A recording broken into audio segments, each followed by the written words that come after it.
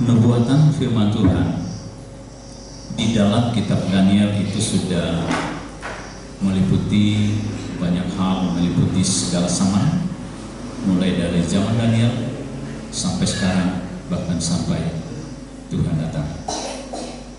Nah, dengan itu perlu bagaimana kita mempersiapkan diri untuk memahami apa yang sudah dinubuatkan itu, mengerti dengan perjalanan zaman yang ada, dan sekaligus memahami bahwa sebenarnya kapan Tuhan datang. Ya, sekalipun itu tidak bisa diprediksi sekarang, tetapi paling tidak kita mulai mempersiapkan diri karena kita sudah memahami bahwa sesungguhnya kedatangan Tuhan semakin dekat.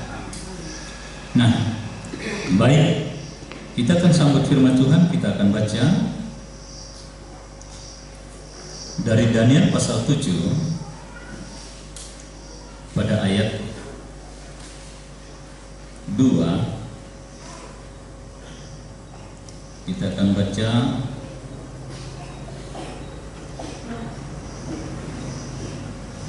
sampai ayatnya yang ke-14, ya.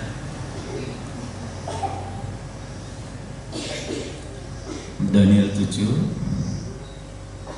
ayat 2 sampai 14, tapi kita baca sampai ayat ke-8 saja, ya.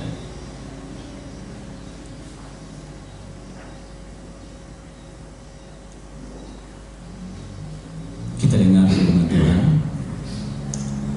Berkatalah Daniel demikian: pada malam hari aku mendapat penglihatan, tampak keempat angin dari langit mengguncangkan laut besar, dan 4 binatang besar naik dari dalam laut, yang satu berbeda dengan yang lain. Yang pertama rupanya seperti seekor singa dan mempunyai sayap burung rajawali. Aku terus melihatnya sampai sayapnya tercabut, dan ia terangkat dari tanah dan ditegakkan pada 2 kaki seperti manusia, dan kepadanya diberikan hati manusia. Dan tampak ada seekor binatang yang lain, yang kedua rupanya seperti beruang.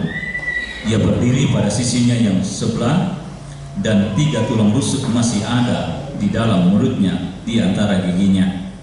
Demikianlah dikatakan kepadanya, ayo makanlah daging banyak-banyak. Kemudian aku melihat tampak seekor binatang yang lain, rupanya seperti macan tutul. Ada 4 sayap burung pada punggungnya, lagi pula binatang itu berkepala 4, dan kepadanya diberikan kekuasaan. Kemudian aku melihat dalam penglihatan malam itu, tampak seekor binatang yang keempat yang menakutkan dan mendahsyatkan, dan ia sangat kuat. Ia bergigi besar dan dari besi. Ia melahap dan meremukkan, dan sisanya diinjak-injaknya dengan kakinya. Ia berbeda dengan segala binatang yang terdahulu. Lagi pula ia bertanduk 10. Sementara aku memperhatikan tanduk-tanduk itu, tampak tumbuh di antaranya suatu tanduk lain yang kecil, sehingga tiada dari tanduk-tanduk yang dahulu itu dicabut. Sehingga 3 dari tanduk-tanduk yang dahulu itu dicabut, dan pada tanduk itu tampak ada mata seperti mata manusia, dan mulut yang menyombong. Puji Tuhan, kita sudah sama-sama menikmati firman Tuhan. Apa yang dilihat oleh Daniel tentang adanya angin besar dari langit, ya.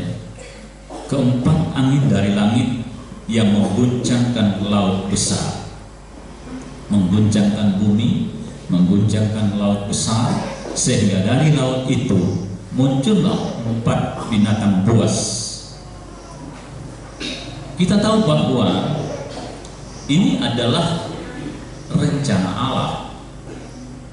Rencana Allah yang dimateraikan, karena kepada Daniel dipesankan bahwa materaikan firman ini. Itu artinya bahwa apa yang Daniel tulis, dia sendiri tidak paham, dia sendiri tidak mengerti apa yang akan terjadi. Oleh karena Tuhan meminta untuk dimateraikan, untuk ditutup.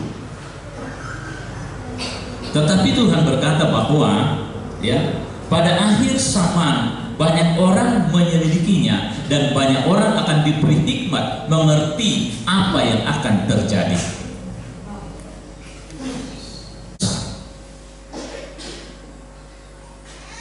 Dalam perkembangan kenyataan bahwa bangkitnya 4 binatang itu berbicara tentang bangkitnya 4 raja-raja besar.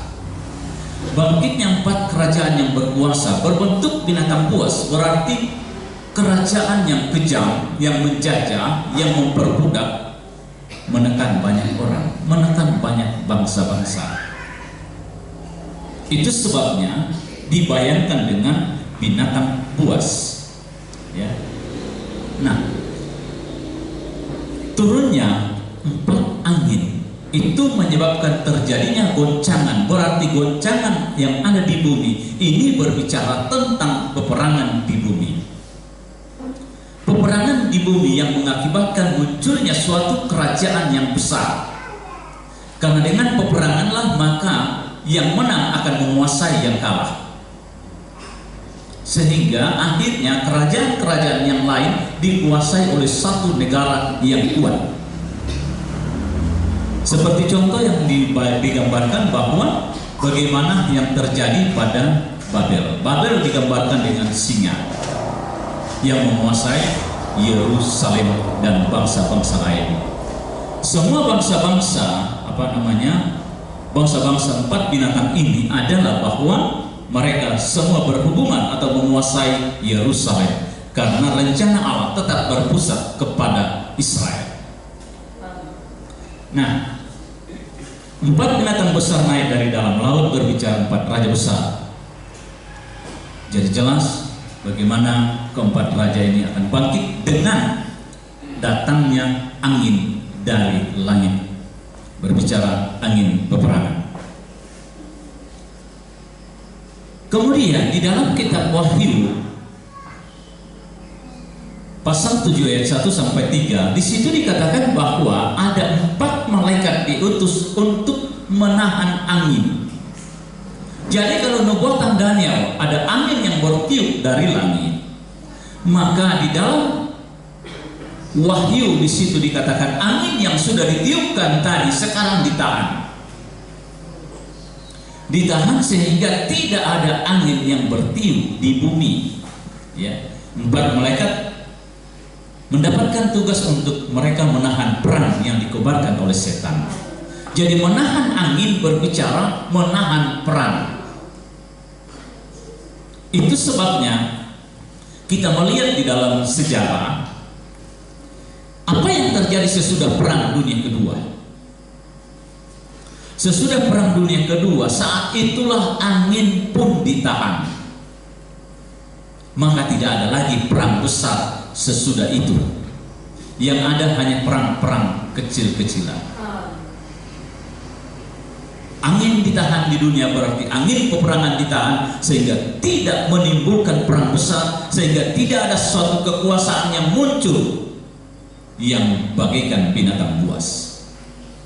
Karena 4 binatang itu sedang ditahan, ya, angin sedang ditahan. Nah, bagaimana kita memahami situasi sekarang bahwa sekarang ini memang angin sedang tidak bertiup? Kita lihat di dalam perkembangan, ya, bagaimana pada masa-masa perang dingin, masa-masa perang dingin antara pihak Rusia dan Amerika, di sana tetap tidak terjadi satu peperangan. Walau seringkali ada ancaman akan terjadi perang, tapi tetap tidak terjadi karena memang Tuhan tidak menghendaki. Tuhan menahan angin itu.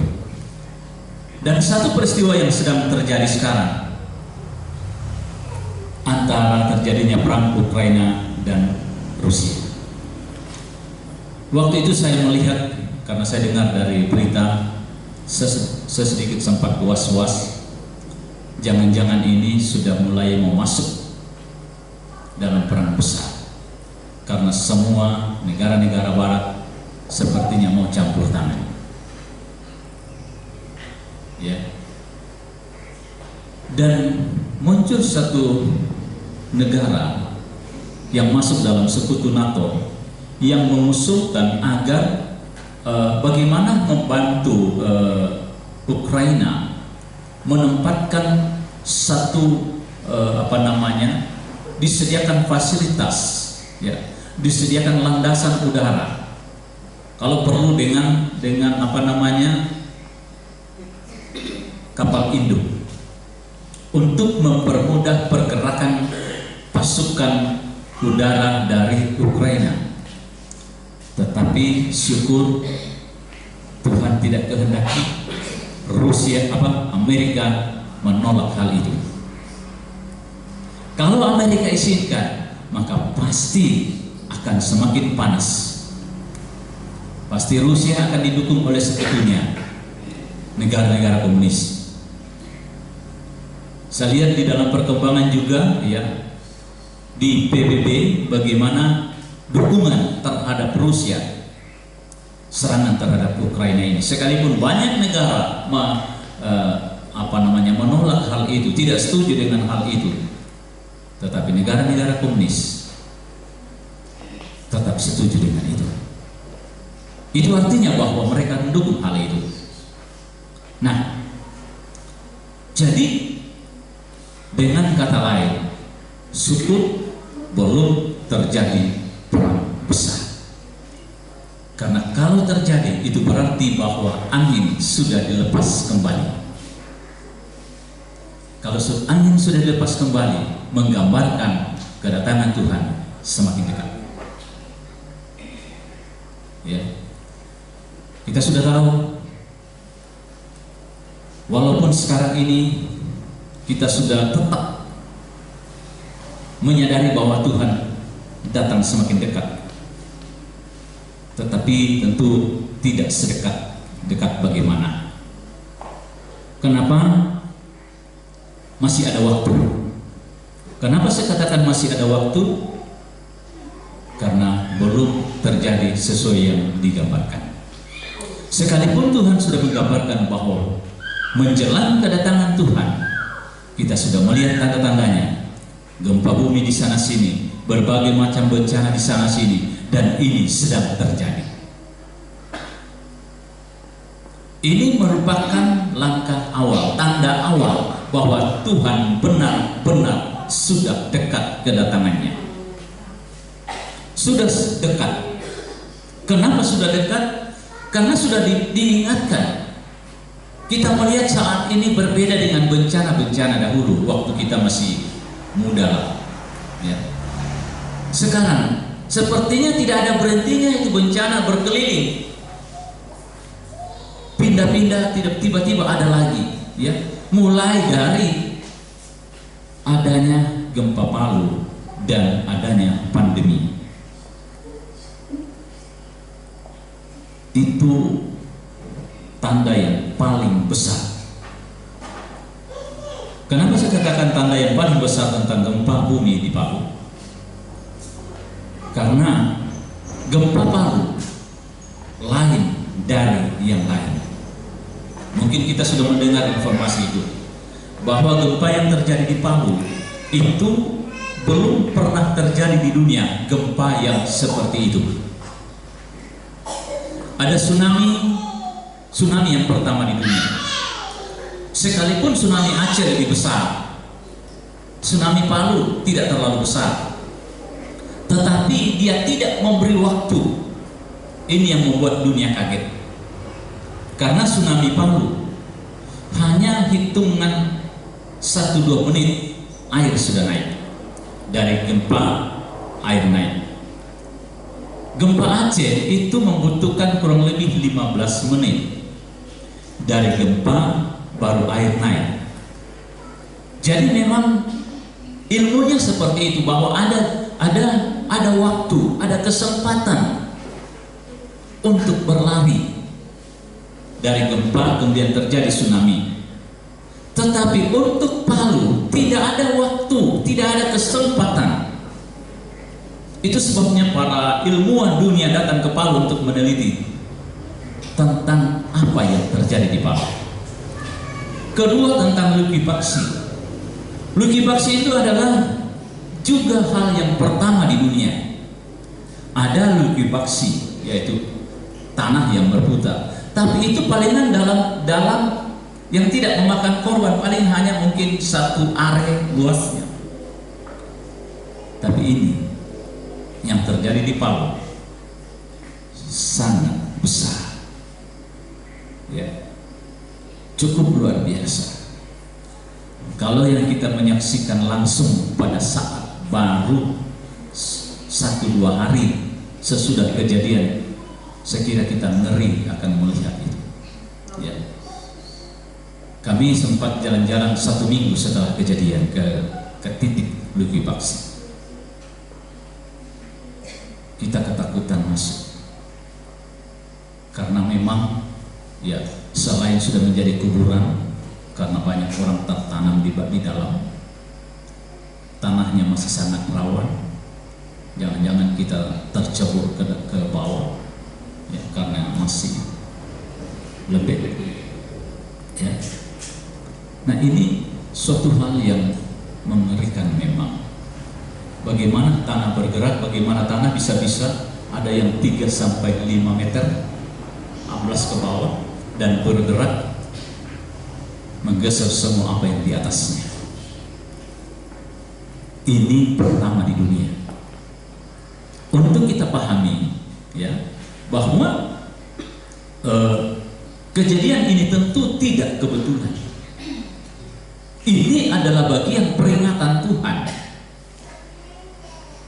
Tuhan memperingatkan kita untuk memahami bagaimana kita harus hidup,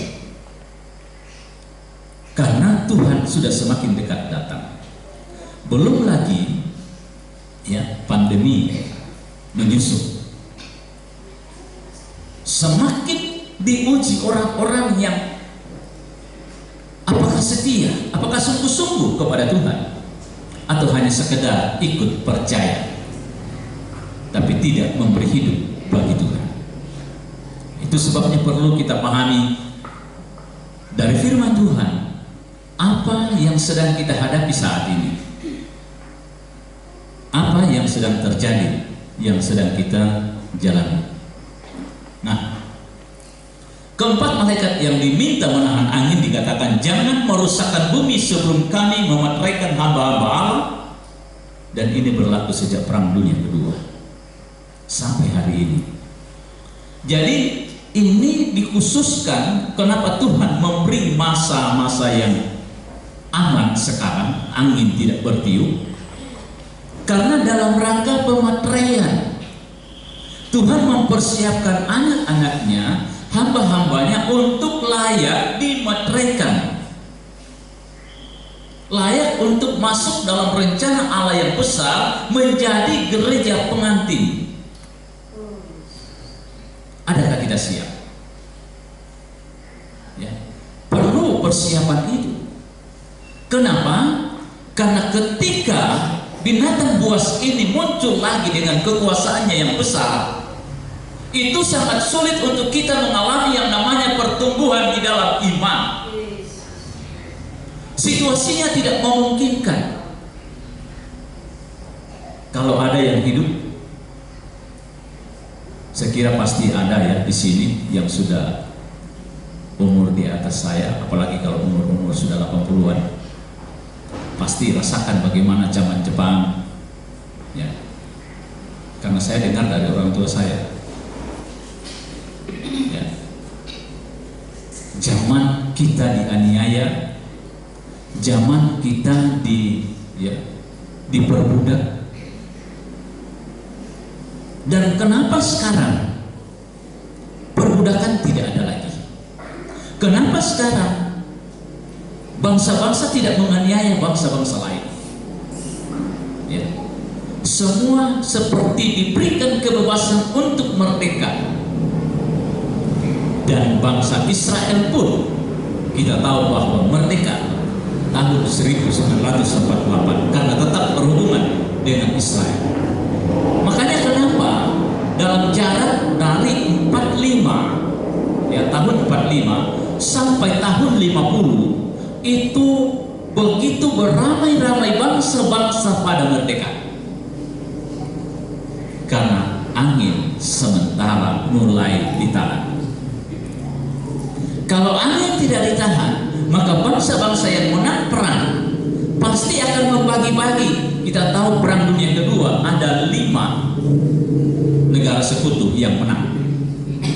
Itu pasti akan membagi kekuasaan. Siapa bangsa-bangsa yang mana, daerah mana yang dia kuasai, mereka akan bagi-bagi. Yang akan dia jajah, yang akan dikuasai. Tetapi ini tidak terjadi. Malah muncul inisiasi bagaimana agar ada perdamaian dunia. Maka dibentuklah PBB sesudah perang dunia kedua. Ini semua sebenarnya adalah bagian dari rencana Allah supaya bumi dalam suasana tenang dan gereja Tuhan bisa bertumbuh dan berkembang. Nah, kalau kita tidak gunakan kesempatan ini untuk bertumbuh dalam iman, untuk menghasilkan yang namanya karunia-karunia Roh Kudus dan menghasilkan buah-buah Roh Kudus, maka kita akan menjadi gereja tertinggal dan menjadi 5 perempuan yang bodoh. Karena yang bijaksana itu punya persiapan. Itu berarti bahwa masa sekarang ini seharusnya kita bagaimana mempersiapkan diri, ya. Persiapan untuk menghasilkan yang namanya buah-buah Roh Kudus. Kita tahu firman Tuhan, Yesus datang mencari buah. Yesus tidak datang mencari kamu anggota gereja mana, kamu tercatat di gereja mana.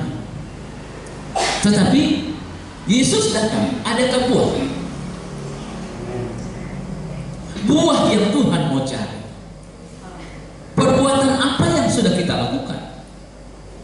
Kita kenal ada namanya buah pertobatan. Kalau kita belum bisa mengasihi sesama kita manusia seperti diri kita sendiri, berarti kita belum bertobat. Saudara, firman Tuhan katakan, kasihilah musuhmu. Musuhmu itu sesama kita manusia yang harus kita kasih seperti diri kita sendiri. Orang yang belum mengasihi musuhnya adalah orang yang belum bertobat di mata Allah. Jadi kita renungkan itu, jangan cari musuh. Kalau ada perselisihan, segera berdamai. Ya. Tuhan mau ada perdamaian. Tuhan mau ada persatuan. Ya. Inilah yang perlu, yang Tuhan mau lihat. Karena kita tahu bahwa buah-buah Roh Kudus pertama-tama adalah pengendalian diri, kemudian kelemah lembutan atau kerendahan hati, dan kemudian kesetiaan sampai kasih. Ya. Nah sekarang kalau kesetiaan kita saja dipertanyakan, kalau kita belum bisa mengendalikan diri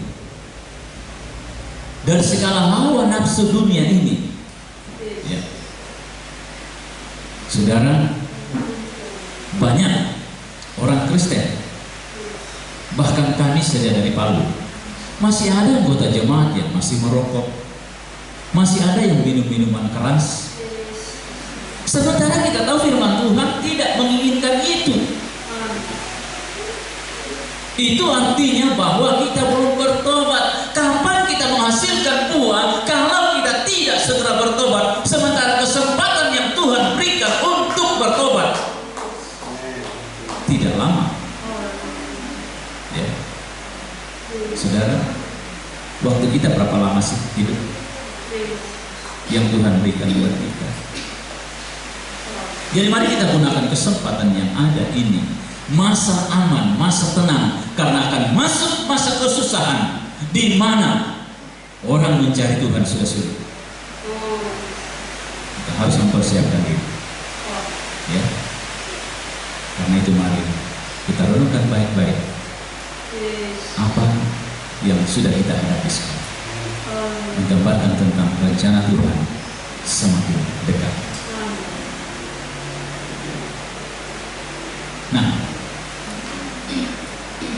dikatakan 10 tanduk adalah 10 raja yang belum mulai memerintah. Ini dalam Wahyu 17 ayat 12. Selama angin ditahan, maka yang berkuasa adalah 10 tanduk. Binatang keempat tadi. Binatang keempat itu memiliki 10 tanduk, bertanduk 10. Ya. Nah, 10 tanduk ini berbicara Amerika, Inggris, dan sekutunya. Mereka lah yang berkuasa saat ini. Mereka menguasai ekonomi, mereka menguasai politik, tetapi mereka tidak menguasai dalam bentuk menjajah, dalam bentuk memperbudak, karena Tuhan sedang menahan angin. Makanya dikatakan di dalam Wahyu bahwa 10 tanduk itu atau 10 raja itu belum mulai memerintah. Kenapa dikatakan belum mulai memerintah? Karena belum diberi hak sebagai raja. Ya. Memang binatang empat ini sudah bangkit, keempat sudah bangkit, mulai dari kerajaan Roma. Itu binatang keempat sampai sekarang. Tetapi saat ini ketika 10 tanduk mau berkuasa, ketika itu belum diberikan kuasa sebagai raja. Makanya Amerika dan Inggris yang seharusnya mereka menguasai banyak bangsa-bangsa, ya, tapi mereka memberikan kebebasan merdeka. Tapi dikatakan 1 jam saja mereka akan memerintah bersama binatang itu dalam zaman antikris. 1 jam saja mereka akan memerintah. 1 jam berbicara singkat. Bukan 1 jam, bukan 1 jam yang sebenarnya, tetapi singkat. Ya, ini adalah kekuasaan di dalam zaman antikris. Mereka akan benar-benar tampil sebagai raja bersama antikris. Mereka akan menyiksa terutama orang-orang percaya. Itu sebabnya sebelum masa ini terjadi, kita harus mempersiapkan diri untuk bisa bertahan. Ya. Apa yang bisa kita andalkan untuk bertahan ketika masa kesusahan tiba? Penggenapan Nabi Amos akan terjadi. Orang akan mencari firman kemana-mana, tidak akan menemukan firman lagi. Dari pulau ke pulau, dari laut ke laut, mereka mengembara mencari firman, firman tidak ditemukan lagi. Kenapa? Karena memang firman dicabut dari bumi. Kesempatan untuk bertobat sudah ditutup. Kita akan menjadi bangsanya antikris. Nah, apa yang akan kita lakukan supaya kita bisa kuat? Tentu saat ini kita harus mempersiapkan diri.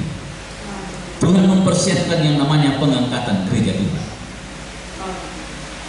Ya.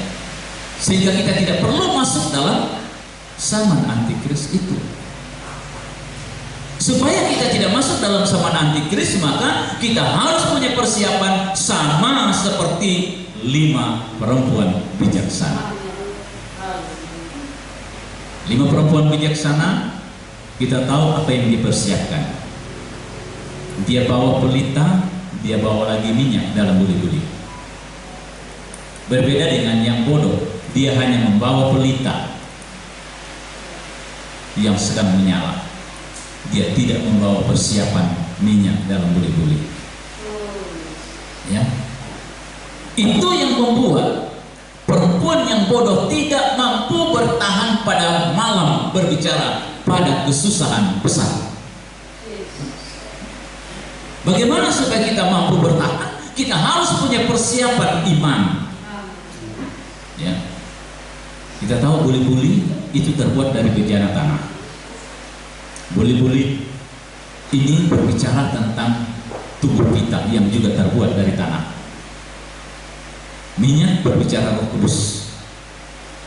Berarti Roh Kudus harus memenuhi kita, dan penuh dengan buah-buah Roh Kudus. Inilah persiapan yang harus kita bawa. Memasuki kesusahan besar, kita sudah punya persiapan. Kita akan tetap kuat dan akan lolos dan tidak akan masuk dalam zaman antikris karena kita mengalami pengangkatan gereja Tuhan. Makanya sekarang kesempatan kita harus gunakan dengan baik untuk bisa lebih maju di dalam Tuhan. Angin akan dilepas lagi karena hanya sementara ditahan oleh 4 malaikat. Itu akan dilepas lagi. Nah, itu akan dilepas tentunya ketika masuk dalam masa kesusahan besar. Makanya kita tahu dalam kitab Wahyu sudah dicatat, dinubuatkan akan ada perang dunia ketiga. Perang dunia ketiga ini yang berlangsung di dalam sangkakala yang ke-6, itu akan terjadi perang yang sangat dahsyat, perang yang sangat besar, sehingga mampu menelan, membinasakan manusia di bumi sepertiga jumlahnya dalam kurun waktu 6 bulan. Perang dunia ketiga hanya berlangsung selama 6 bulan, sudah dinubuatkan dalam Wahyu. Dan selama 6 bulan perang itu semua hangus, semua ya, karena seluruh perlengkapan nuklir, persenjataan nuklir, baik laser, baik kimia, baik biologi, semua dikerahkan sehingga manusia dalam waktu hanya 6 bulan binasa sepertiga penduduk bumi. Saudara, itu bukan sedikit, sangat besar yang akan berjatuhan. Ya. Nah, karena itu bagaimana supaya kita tidak masuk ke masa itu?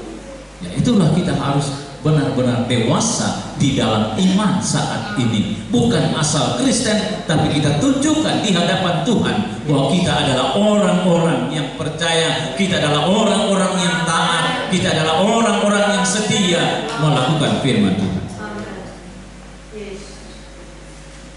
Jangan kita merasa bahwa saya kan sudah rajin di gereja tiap minggu, saya aktivis di gereja. Ingat Matius 7 ayat 21. Banyak orang yang berseru-seru kepada Tuhan, bukankah kami sudah melayani? Bukankah kami sudah banyak membuat mujizat? Bukankah kami sudah membuat orang bertobat? Tetapi Yesus katakan mundur. Aku tidak kenal kamu, hai kamu yang berbuat jahat. Kejahatan apa yang mereka perbuat? Dalam hal ketidaktaatan kepada firman Tuhan. Sekalipun katakanlah ada 10 firman, satu saja kita tidak lakukan, itu sudah membuat kita jahat di mata Allah. Karena kita harus hidup tanpa cacat, tanpa celah, tanpa noda, tanpa dosa, barulah berkenan di hadapan Tuhan. Bahkan Rasul Petrus mengatakan, betapa sucinya kamu harus hidup. Jadi kita harus benar-benar hidup suci di hadapan Allah. Jangan merasa cukup dengan kita sudah datang beribadah kepada Tuhan, tetapi kehidupan kita sehari-hari tidak menunjukkan sebagai orang yang taat kepada Tuhan. Kita harus tunjukkan dalam segala aktivitas kehidupan kita.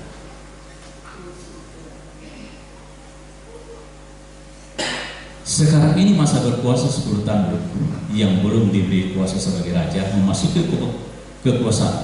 kesusahan besar, satu sahabat terakhir, 7 tanduk 7 kepala yang berkuasa. Ya. Jadi nanti akan ada perubahan dari kekuasaan 10 tanduk menjadi kekuasaan 7 tanduk. Kapan 7 tanduk berkuasa? Ya, nanti akan kita lebih jelaskan. Memasuki zaman antikris angin dilepas, terjadi perang dunia ketiga. 10 tanduk kembali berkuasa dan diberi kuasa sebagai raja 1 jam saja. Jadi ada perubahan dari 10 tanduk berkuasa, kemudian 7 tanduk kembali lagi ke 10 tanduk. Ya, itu gabungan antara Wahyu dan Daniel.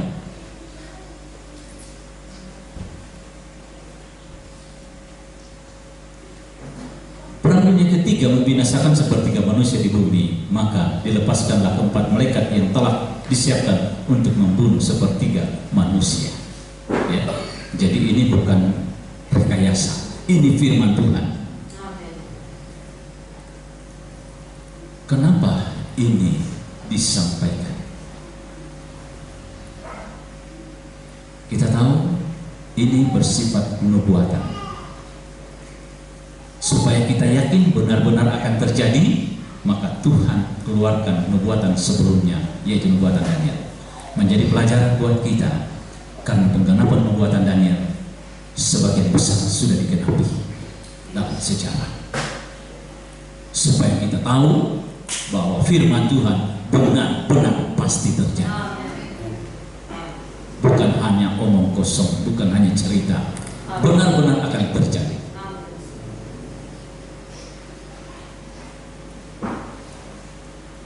Antikris akan menjadikan Yerusalem sebagai pusat pemerintahan, jadi angin dari langit, bangkitkan raja-raja yang akan menduduki dan menjajah Israel supaya sadar dan bertobat. Ya. Sekarang ini Yerusalem masih merdeka. Kita kenal dengan adanya pembangunan Bait Allah ketiga yang belum bisa dibangun sampai hari ini.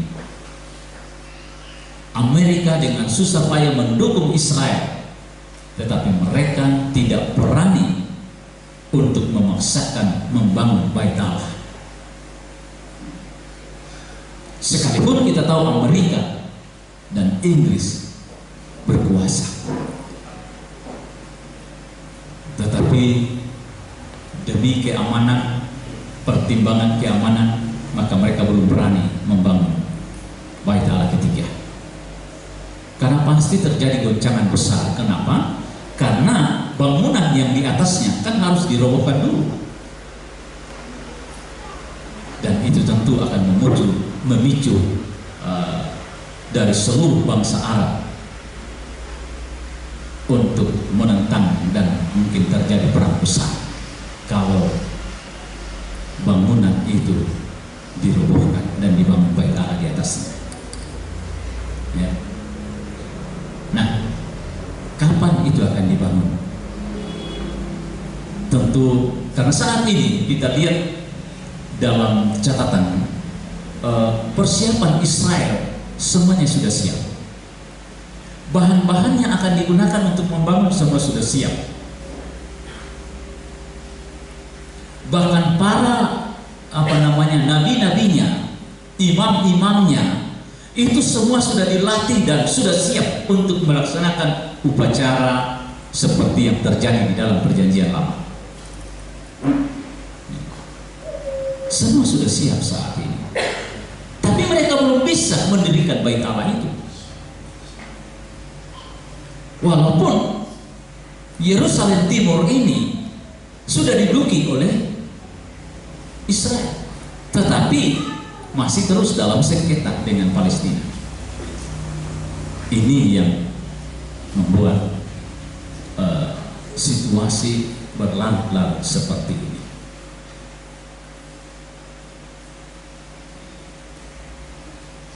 Nah, kita kan lihat 4 binatang ini yang sudah bangkit dalam sejarah. Untuk kita tahu bahwa dengan begitu, kalau tinggal sedikit yang belum digenapi, sedangkan yang sudah sebagian besar sudah digenapi, berarti kita tinggal menunggu ujung-ujung dari kegenapan firman Tuhan. Artinya Kalau sudah di ujungnya tinggal sedikit yang belum digenapi, berarti sudah sangat dekat. Semua sudah sangat dekat berakhir.